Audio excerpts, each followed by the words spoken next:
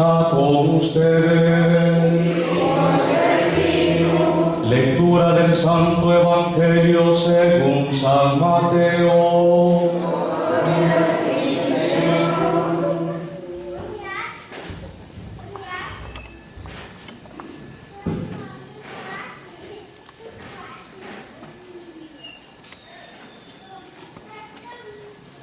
En el capítulo 10, versículo del 7 al 15.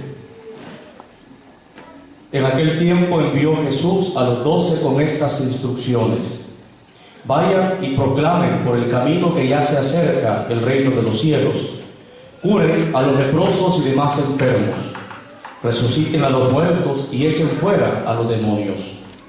Gratuitamente han recibido este poder, ejérzanlo pues gratuitamente. No lleven con ustedes en su cinturón moneda de oro, de plata o de cobre.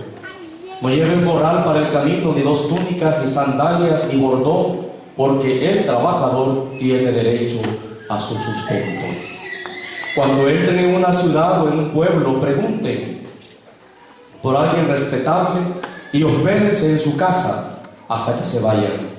Al entrar, saluden así: que haya paz en esta casa, y si aquella casa es digna, la paz de ustedes reinará en ella. Si no es digna, el saludo de paz de ustedes no les aprovechará. Y si no lo reciben o no lo escuchan sus palabras, al salir de aquella casa o de aquella ciudad, sacudan el polvo de sus pies. Yo les aseguro que el día del juicio, Sodoma y Gomorra serán tratadas con menos rigor que esa ciudad. Palabra del Señor. Gloria a Dios.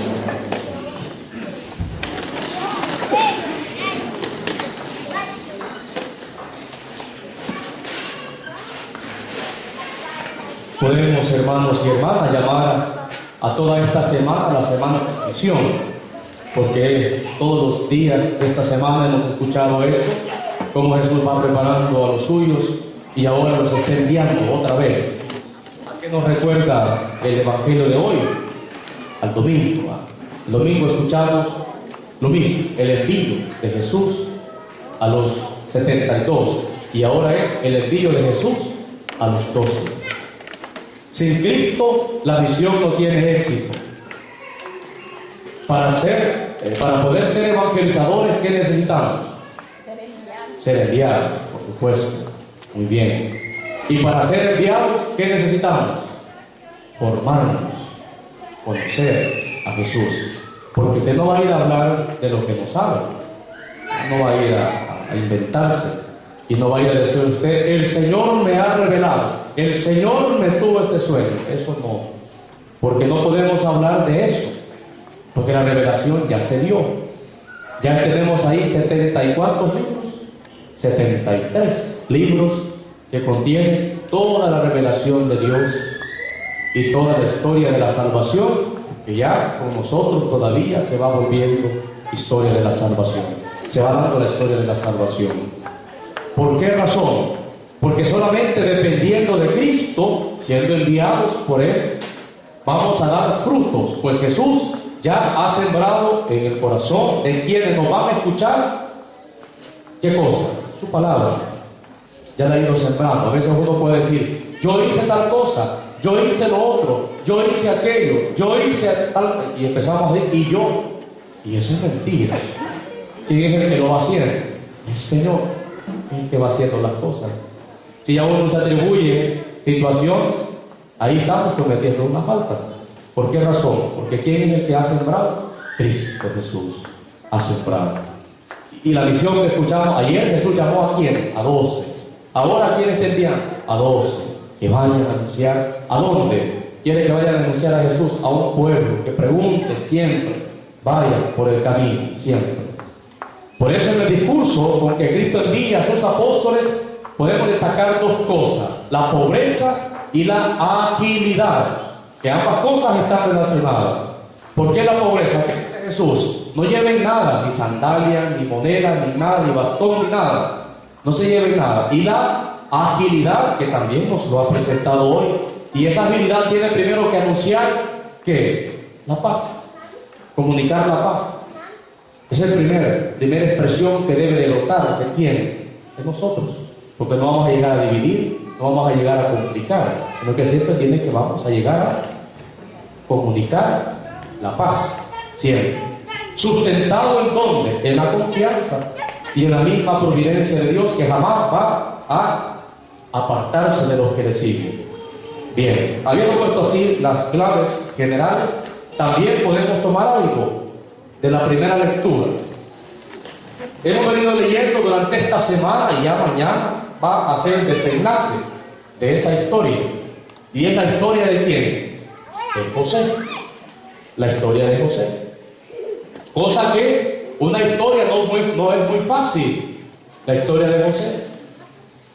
¿Por qué razón? Porque el celo de sus hermanos, ¿a qué lo llevó? A maltratarlo y a venderlo como esclavo a quienes, a unos comerciantes de Egipto. A eso llevaron el celo, la envidia. Imagínense hasta dónde llega, que lo maltrataron y lo vendieron como esclavo. Pero hay una situación, mis hermanos y hermanas, escuchando la historia de José, ¿qué podemos nosotros valorar de esa historia? Escuchamos que José guardaba algo aquí, en su interior. ¿Será que José guardaba algún resentimiento en su interior, alguna carga en su interior? ¿Qué dice usted? Ya leyó, me imagino, la historia de José, ¿verdad? Porque ya cada 2 años leemos esta historia siempre. ¿Será que José guarda algo aquí, dentro? En su interior. No lo guarda. No lo guarda. No lo guarda José nada aquí, por lo que le hicieron jamás.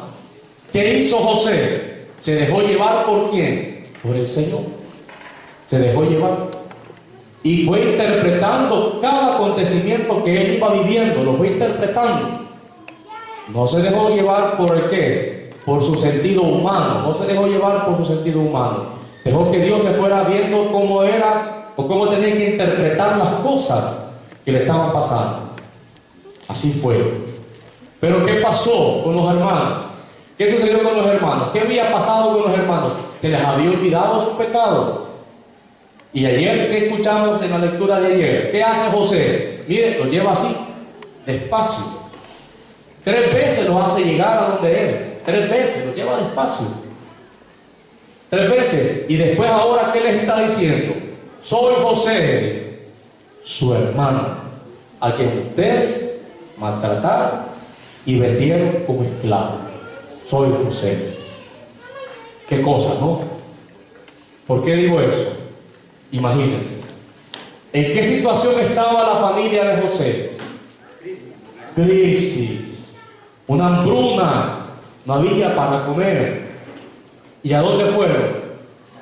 A donde José. Hasta donde José se fueron. ¿Y qué pasó, mis hermanos? ¿Qué podemos interpretar de ese pasaje de la Escritura nosotros? Muchas veces, a quien más rechazamos es el que al final es el que nos va a dar la mano para las cosas. Eso pasa. Al que más rechazamos, al que más hemos despreciado y al que más hemos olvidado, es el que al final nos va a dar de comer. Eso podemos tomar de la interpretación de la primera lectura de José. Imagínense, nos imaginamos que José les iba a dar de comida. Y qué interesante cómo termina el pasaje de la Escritura de hoy cuando dice el pasaje de la Escritura: pues Dios me mandó a Egipto antes que a ustedes para salvarles la vida. Mire hasta dónde interpreta José. Otro que hubiera hecho, los mete presos. Posible los manda a matar a todos. ¿Por qué razón? Porque a mí me vendieron, me maltrataron. Así pasa con nosotros, ¿verdad? Cuando alguien nos hace daño, ¿qué pasa? Nos vemos mal y empezamos a, si es posible, acabarlo y nos metemos presos. Si es posible en esta vida y en la otra vida nos metemos presos. Sí. ¿Y qué hace José? ¿Hace lo mismo José? No. Mire hasta dónde interpretó José la situación. El Señor me envió antes que ustedes, ¿para qué? Para salvarles la vida. Otro que hubiera dicho, vaya, muéranse de hambre. Así como me vendieron, muéranse de hambre ahora ustedes. Así hubiera dicho, así como nosotros pensamos, ¿verdad? ¿Verdad que así pensamos? Así le hubiera dicho también José a sus hermanos. Que se mueran de hambre, como ¿verdad? ¿Por qué me vendieron? ¿Por qué me despreciaron? Pero José no es así. Siendo traicionado y vendido como esclavo, José se convierte en salvador y bienhechor de los que lo insultaron y maltrataron. ¿Qué entendemos entonces, hermanos, de la palabra de Dios? Que se habla de un amor de verdad y de un amor que parte de ¿dónde? Del fondo de su existencia. Desde ya, del fondo de su existencia, ama a José a sus hermanos. No lo rechaza. Y todavía dice, y mi padre vive. Sí, dice, vive, pero si nos quedamos y dejamos preso a alguien, se va a preocupar. Y que dice, soy José, su hermano. No desconfíen. ¿Qué barbaridad? Cuando dice, soy José, ¿creen ustedes que se sintieron bien? No se sintieron bien. No. Le raspó la cara José con eso que dijo. Soy José, su hermano. Pero ¿qué dice después? Vénganse todos a vivir. Vénganse. Que nadie se quede. Vénganse todos. Por eso la vida de José no destila amargura ni venganza, sino gozo. Uno llega a decir, bueno, ¿y entonces qué pasa? ¿Qué sucede aquí? Vea, ¿cómo van las situaciones de la misma vida? ¿Cómo va el designio de Dios? Siempre. A quien rechazamos es al final que nos puede servir y nos puede dar de su mano, al que rechazamos. Y a veces somos hirientes, somos muy hirientes. Y a veces también, ¿qué sucede? Dañamos profundamente. Dañamos. Se nos olvidó que es humano y yo siente, piensa igual que yo. Y al final, y fíjense, hasta dónde llegan las cosas. ¿Sí o no? No sé si les ha pasado a ustedes. Que cuando vamos a pedirle ayuda a esta persona que le hicimos la vida imposible, ¿nos ayuda o no nos ayuda? Sí, nos ayuda, nos echa la mano. Nos echa la mano. Les apuesto que sí. Y no nos va a dar veneno, no se preocupen, nos va a ayudar. Nos va a ayudar, se va a disponer a ayudarnos, siempre. Siempre. Porque él, de seguro, esta persona ha aprendido a ver las cosas diferentes, de la mejor manera. Por eso, Cristo, ¿qué hace con sus discípulos? ¿Será que Jesús está escogiendo a los apóstoles, a los mejores? No. Jesús escoge a los que ve que su corazón puede dejarse formar. Por eso Cristo envía ¿a quién? A los 12. Los envía. ¿Qué significa enviar? Ponerlos en la vía. O ¿cómo podemos decirlo mejor? Ponerlos en el camino. Eso significa enviar. Ponerlos en la vía. Ponerlos en su camino. Y ese poner en camino es donde esa sola palabra implica dinamismo, no estabilidad, no estancamiento. Implica dinamismo. Y ponerlos en camino también, ¿qué significa? Ponernos en Cristo, en el nivel de Cristo. Vea, cada uno de los discípulos tenía su historia, tenía su vida. Pedro tenía su esposa, sus hijos. Pero miren, eso lo colocó en el camino que tenía que ver, en el bien. Leví, ¿qué pasó con Leví? Era un recaudador de impuestos, tenía mucha plata. Pero ¿qué vio Jesús? Que su corazón estaba necesitado de algo mucho más interesante. Y lo coloca en la vía. Y sí, mire, lo va llamando. Y ya escuchamos ese rato de llamado. Los va colocando en su camino. Para decirles que guardará lo suyo siempre. Al enviarnos ¿a dónde? Hasta el final. Sabemos que todo camino tiene un principio y un fin. Jesús envía al inicio del camino. Coloca en su camino. Y después, ¿qué hace Jesús? Se adelanta al camino y nos espera. Ese es el punto. Ese movimiento. De que no estamos solos, de que siempre está a la espera el Señor de nosotros.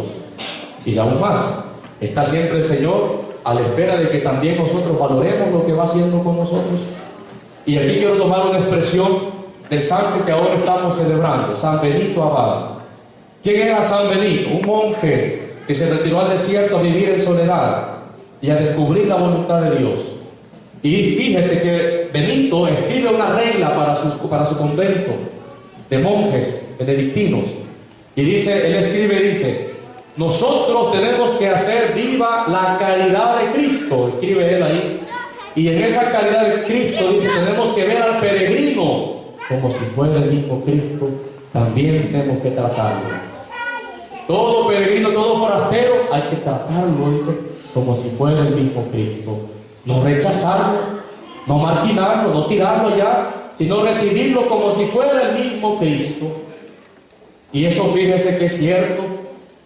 Yo tuve la experiencia de ir a vivir un retiro a un monasterio de los padres benedictinos, y eso es cierto. Lo atendieron de una manera, no porque éramos seminaristas, yo ya era seminarista en ese entonces, pero le atendieron de una manera, no se imaginan. 5 estrellas, pero era un monasterio muy sencillo. Pero qué bonito, qué agradable.